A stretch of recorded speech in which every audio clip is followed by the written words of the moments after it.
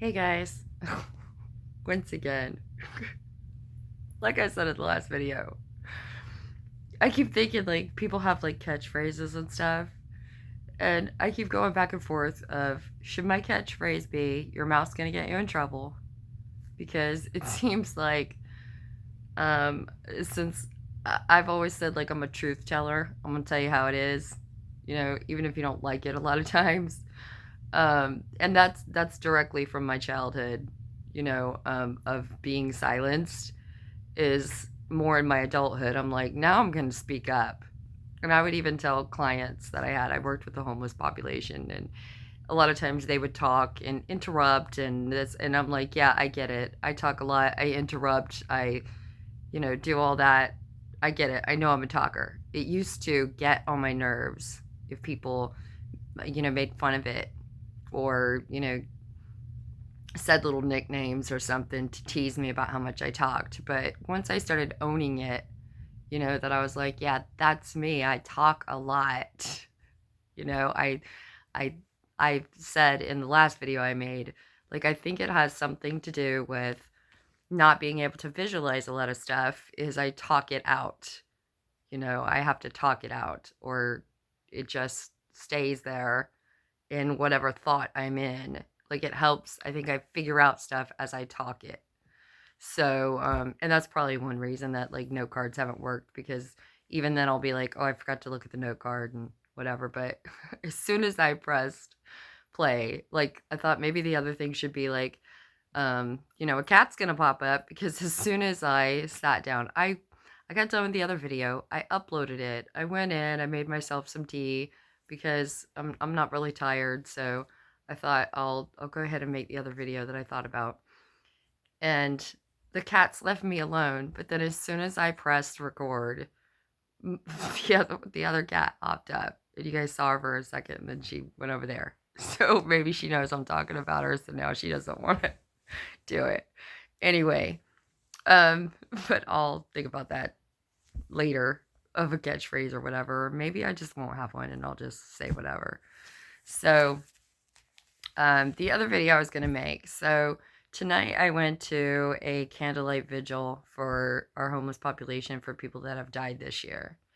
And last year, there wasn't a lot of publicity. And with holidays and everything, I didn't find out about it until it was over. But like I said, even though I quit my job, um, working with the homeless population, not because of the job, but because of the place where I worked, um, that I said I'm not going to give up on that population. And right now, I haven't been able to get out there as much because my car is still broke, and it's so hard getting someone to fix your car in your driveway when you have, structural issues to it. So anyway, but I said I'm not going to give up and I'm going to keep reaching out and I'm going to keep doing as much as I can. And that was one reason that I started making videos too, is, so I could let the population know I'm still out here and you just got to look me up on your phone if you have one. But so it was a candlelight vigil for the people that have died this year, and it was 8 people. And, there were some statements made about like, it was only 8. But still, I mean, 8 people that shouldn't have died, you know, um, 8 people that had circumstances been different might not have, really hits home when you've known a lot of those people. When those people have shared like intimate stories with you and intimate moments. I think anytime that our emotions show up, and for those of you who have been in crisis, been in trauma, or, experienced it, not just for homelessness, but especially for homelessness, um, it's in a crisis. You're in a crisis state. People that say, oh, that person's just homeless, that just means they don't have a home, or they don't have a house. Because they've tried to change it to unhoused to make it sound better, I guess more PC. But it is a crisis state. One of the first videos I made, I talked about like Maslow's hierarchy, and I used to tell my clients that, you that first state, like you need safety, you need like basic necessities, you need shelter. Like, for anybody out there who hasn't experienced it, imagine if you were trying to do your job or you're trying to do anything else and you did not have that place that you could go to. I have always said, like, my home, my house that I come to was my safe space. That's the place where I should be able to lay down my issues and my problems and kind of exhale after the day. But if you don't have that, then you don't ever get that exhale. It's just, try to rest if you can, and then the next day do it all over again. And the state of affairs that we have going on, with housing and funding from the government and, different things make it harder and harder and harder for people. And the homeless population gets greater and greater. You guys could look up statistics about it. And it's so disheartening that, we live in a country where we're supposed to be the greatest this and the greatest that, and that's what you hear all the time. Meanwhile, we have people dying, because they can't get the help that they need. They can't get the resources that they need. And me working with the population, they opened up to me a lot because they're in crisis. So they're not, at the time, they're telling you everything. Once they trust you, they're telling you every trauma they've been through. They're telling you every crisis they've been through. They're telling you what they're scared of, what they've been scared of. They're telling you everything that you can imagine.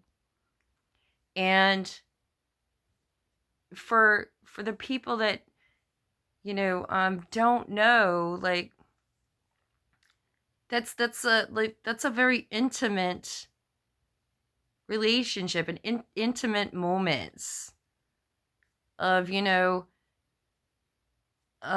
things that you've done or people have done to you or whatever. It puts people in trauma states of mind and gives them trauma responses. And so that does something to a person when you feel defeated, that you feel like nobody cares. You feel like, you're trying your best.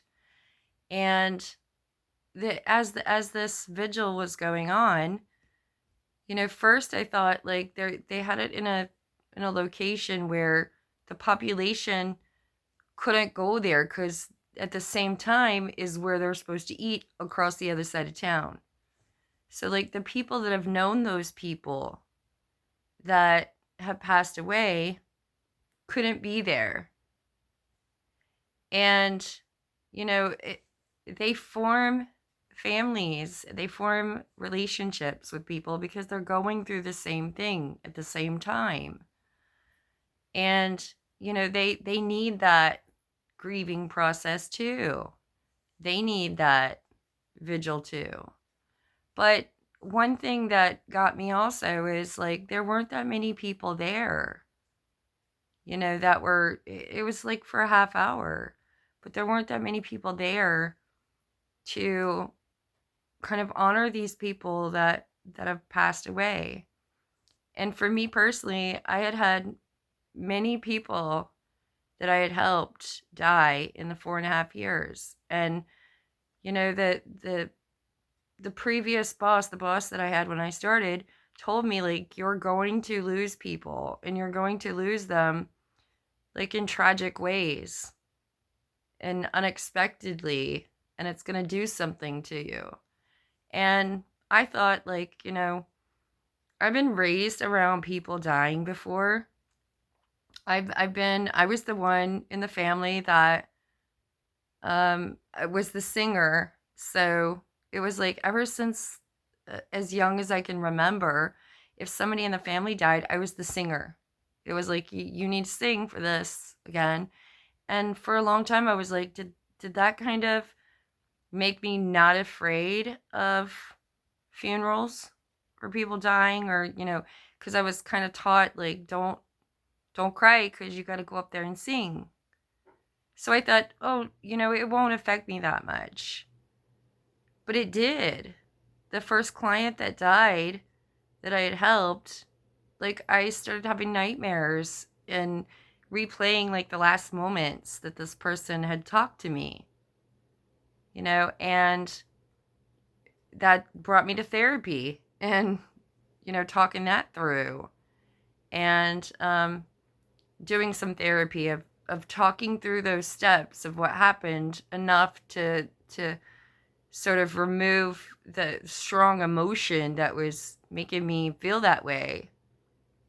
But it didn't make it any easier. It gave me a couple tools, but it I wouldn't say it didn't make it easier. It didn't make it any hurt anymore each time that I had another client die, or I had another person die that I had helped.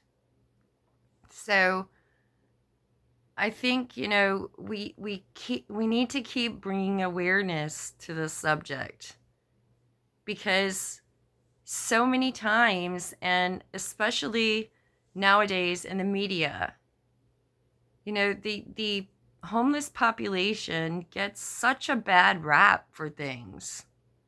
They get blamed for so many things that are not them. Within the town where I live, it's like they compare, they do news media things and say, oh, crime rate's increasing. Is it because of the homeless population? And it's really not, if you look up the statistics,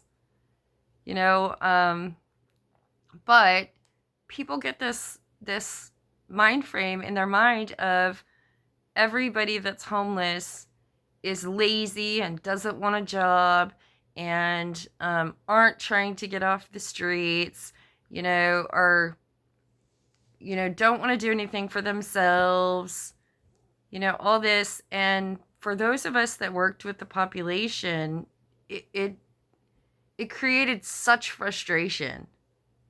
I had stated in previous videos, like, I would go to meetings and I was the one who would speak up and, say as much as I could without thinking, like, I'm probably going to get fired or something, because there's so many people that would say stuff about things they were doing, and I was thinking, like, you're lying. Why are you saying that you're doing these things that you're not doing? Because I'm out there and I see it and I hear it from clients. And, just like with my job, I thought there needs to be more people helping, like, in this moment where people are in crisis. Because when you're in crisis, you get kind of removed from yourself. You don't know if somebody's asking you, like, what's your plan for everything? What are you going to do tomorrow? When you get scared and you're in a fight, flight, or freeze, you can't formulate those things. You can't do critical thinking at the time. You can't think like, well, here's my 5-year plan. I mean, it's hard enough when bosses ask you that and you're like, I don't know, I'm just working here right now. But there's so many people out there that need help, that need chances. There's people that, we have people that had vouchers that couldn't find landlords to rent to them. Because once they run their name, they're like, I'm not willing to give you a chance. So it doesn't matter that they're trying in that moment. People already have made up their mind about, like, no, I know what the future's going to be with you, so I'm not going to give you a chance at all. And it's so frustrating. And then people don't think about, like, agencies are only open certain times. Buses only run certain times. I made a video about me walking around the other day, and And I calculated it. It had been like 9 miles. And at the end of the day, my feet hurt. But I had on good shoes, and I'm in pretty good health. And there's people, I would say the majority of everybody out there, they don't have on shoes that they went to the shoe store and specifically bought for that purpose for walking around a lot and stuff like I did. So they don't have the necessities that they need. And then when they try to get those things, or they're like, hey, I need housing first in order to critically think about all these other things that I need, but I can't find a landlord that will rent to me to start the process. So then I can lay my head down, go to sleep, get some rest, and then maybe try to open up the critical thinking portion. Because if you just stay in trauma, if you just stay in crisis, like it just keeps happening. Sometimes it keeps you in a loop. It keeps you just, and it keeps you hyper vigilant to everything that's happening around you. And I know just me helping people, did something to me where it would be like, okay, this person had this going on with them, and they told me all of this, and this person was crying, and this person was yelling, and this person was, and I can't solve everything, and I can't fix it all, and I can't get them the resources that they need. And, I would get so mad at the world in general, at different agencies, at different resources, at the buses, for the bus schedules, and I keep trying to bring it back to, if we could just bring empathy back. Empathy is like putting yourself on somebody else's shoes. Like if you've experienced stuff like that before. And a lot of people may say, well, I've never been homeless, so I don't know what that's like. I just think this. Well, then I would maybe tell people, well, maybe go work at a soup kitchen. Maybe go, volunteer at a shelter. Like our shelter has volunteers that come in and help check people in. Do something so you can see what people are experiencing. You can feel what the surroundings are like. Because I think, we are all part of the environment. Based on our environment is how, and how our environment makes us feel is what makes us react a certain way. People want to surround themselves with people who love them and support them and, their beautiful belongings and all that. But if you don't have that and you're surrounded by maybe people that don't like you, or people that are trying to fight you, or people that are stealing from you, or people that are yelling, we've had people like yell obscenities at people in the street and throw stuff at them and shoot them with pellet guns and, harass them. Not thinking like, have you ever been harassed?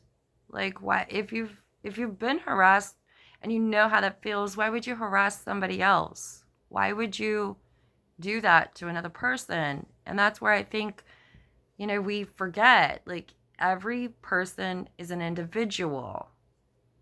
It's not a group setting. Just like, people used to say, this generation is lazy. This generation thinks that. It's not true. It's just labels and categories that people get put into that, I've met some generation such and such that are excellent workers that people would say they're lazy. I've met, all sorts of different people. It brought in all sorts of different people. But one thing that made me good at my job is I've been through a lot of stuff in my life. So, and I've lived in a lot of different places and I've met a lot of different people. So then I could relate something. I could be relatable about like I said, I had never been street homeless, but I had been in hotels with my daughters wondering, like, I don't know where we're going to live because I never had a house. I never owned a home, and was moving. And I had issues trying to find landlords you know, um, and I had to reach out to every person that I knew and ask them if they had resources or if they knew people or, because everybody needs chances in order to, prove themselves and to feel worthy of things. But if we keep labeling people, that doesn't do anything but just reinforce, what society thinks or, what they might think about themselves at the moment. Because I think trauma also, keeps people disconnected a lot. Where I had, clients that would say, I'm fine, while they're crying, sitting out in the cold, where I could tell, like, you're cold, and you're crying right now.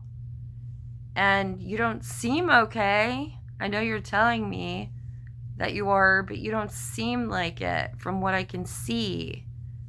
And so, and it was only in times of like, okay, well, I'm just going to sit here with you for a little while. Is that okay? And then they would open up and say, yeah, I'm okay. I'm not okay. But it's because trust issues.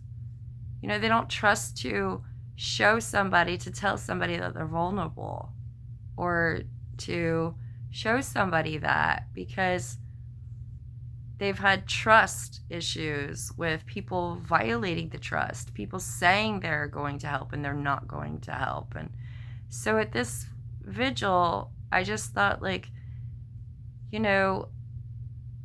how many people around here at this setting actually know who these people were, actually have met these people that have, had met them that had died.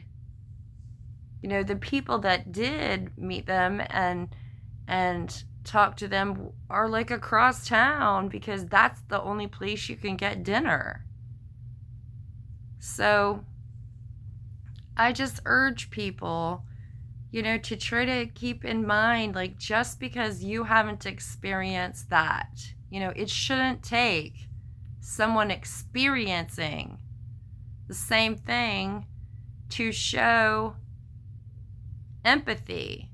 Because it could be, I don't know what it's like to be homeless, but that gives you a hopeless feeling sometimes. So if you know hopelessness, you could relate to that person. If you've had trust issues with people, with the government, within it, you could relate. And I think our society keeps forgetting that we're all relatable. We're all human beings. We're all, separate individuals with our own stories, with our own realities, with our own points of view. But we're all relatable, on this planet. Not just within the city, within the country, that's, I think people keep forgetting that. So, if during the holiday season, if you see somebody that is on this side of the road that, you can clearly tell they're homeless. Some people, most people try not to call attention to themselves because they already know in their mind how the majority of people are going to treat them. But,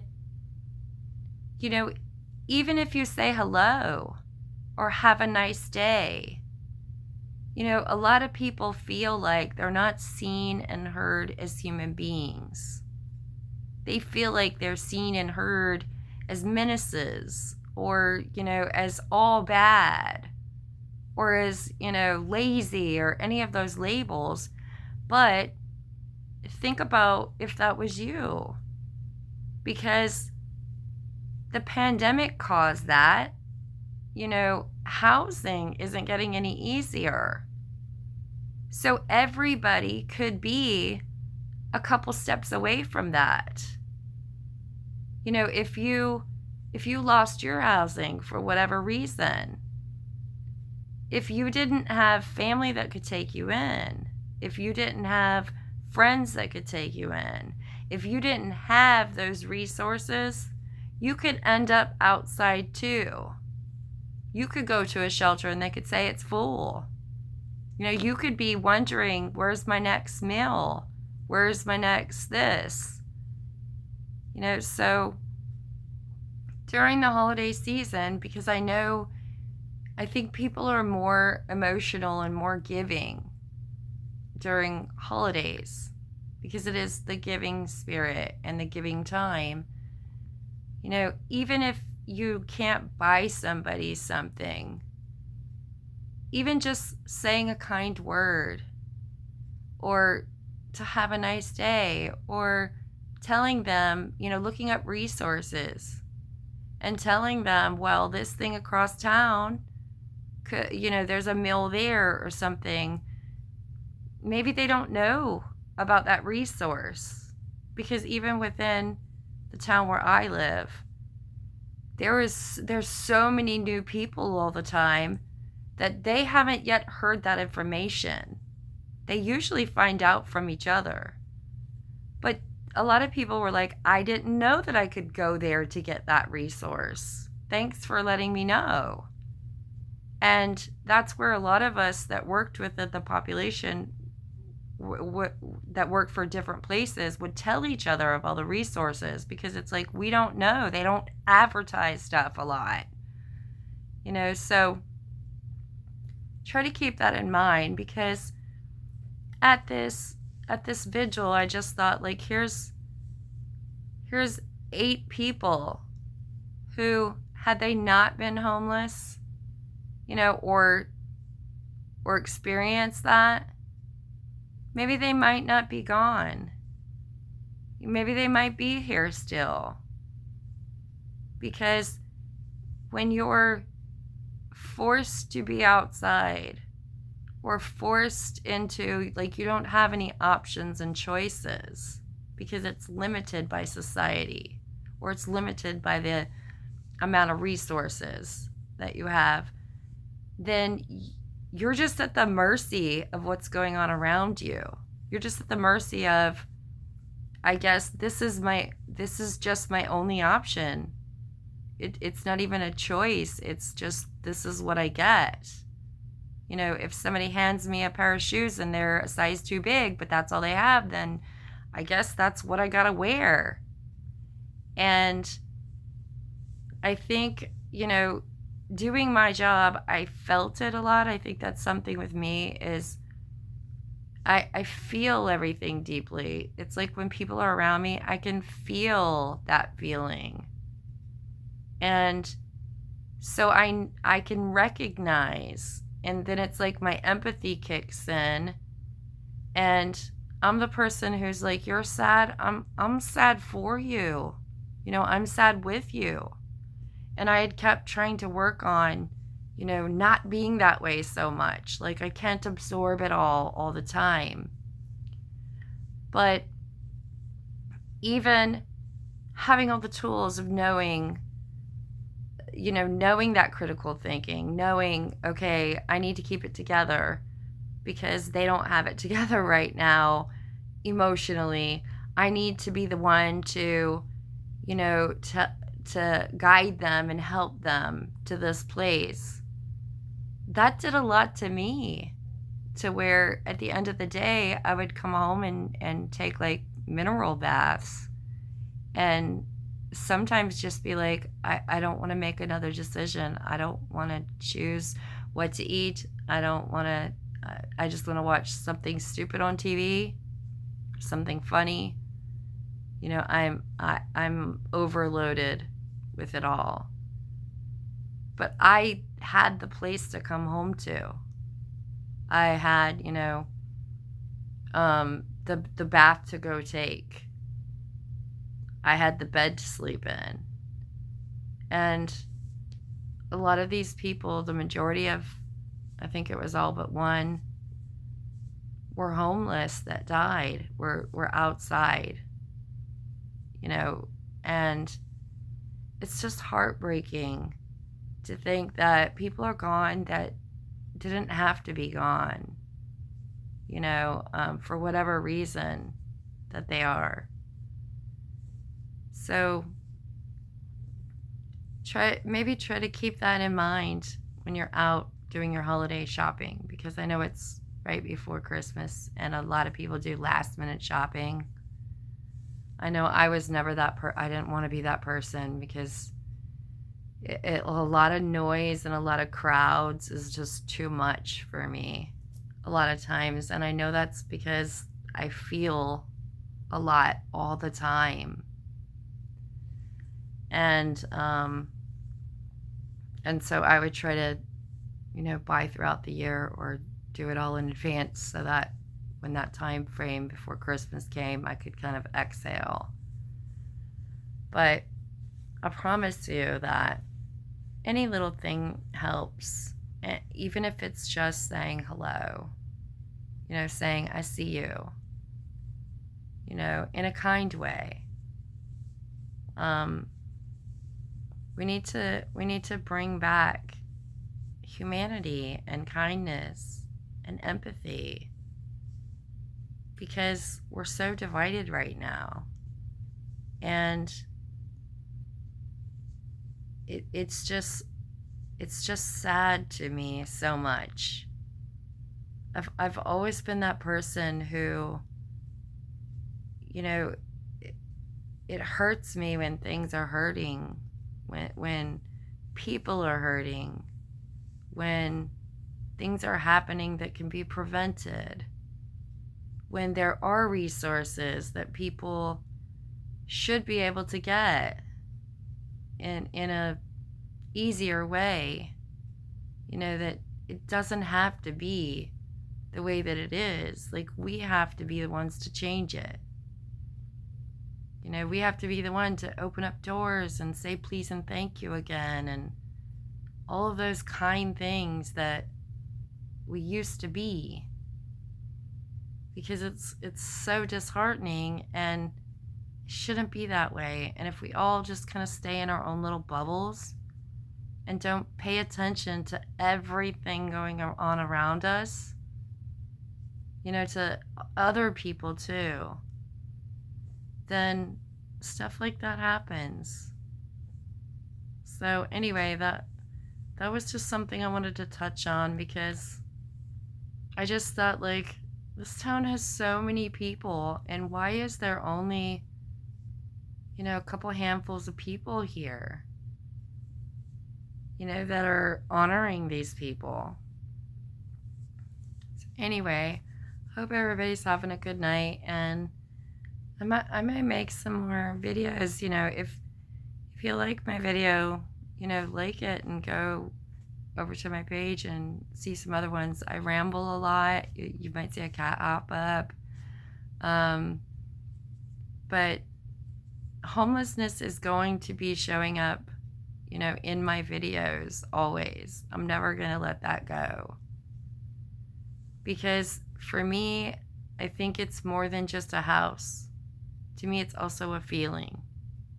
People can be housed and still feel homeless. Feel like it's not a home, it's just a house.